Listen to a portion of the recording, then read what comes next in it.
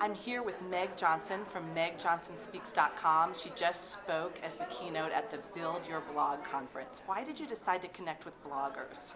Well, I got invited to speak at this blog conference, and I get invited to speak, lots of different places, and whichever audience I'm speaking to is who I really want to connect to. And I think I have a little bit in common with bloggers. I mean, I have a blog, and I do, I have a podcast, and just different things like that. And so I understand, I think, on that end. But even if I didn't understand on that end, I understand people and who work hard and who do whatever it is they have to do, because that's all who anybody is. That's who I am.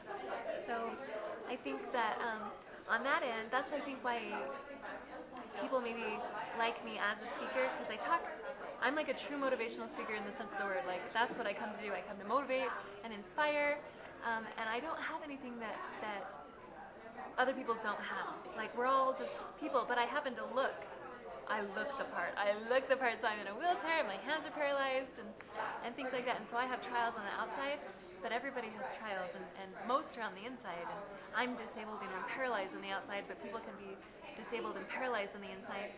And so really, whoever I'm speaking to, we can connect, because even though they haven't been in a wheelchair maybe, they understand what it feels like to not be good enough, to not be fast enough, to not get as much done as they'd like to get done. And so we have a lot in common, me and whoever I speak to. And being a new mom, that's very new for you. You were very open about that experience, that we don't get that perfect. Yeah, being a mom is hard.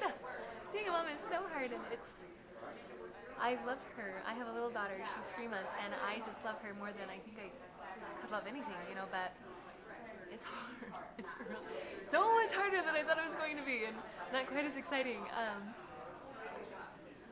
So it's hard.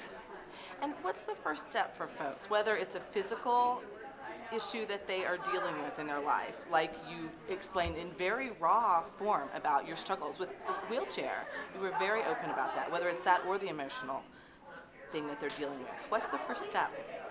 Oh God, when you have a trial, when you have a challenge, when you have something hard that happens to you, and I didn't really touch too much on this one first step that I believe is crucial, but you'll find it in my book, Closing the Gaps, and actually in my other book, When Life Gets Hard, but I talk about gratitude and how being grateful is the number one first step, because sometimes we're not strong enough to up our attitude and say, oh, we can do it. Sometimes we can't say that because we really don't feel like we can.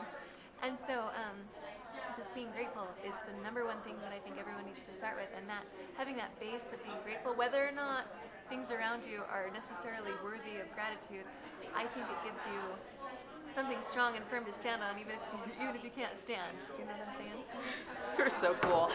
Is there anything else I left out? I don't think so. I think you covered it.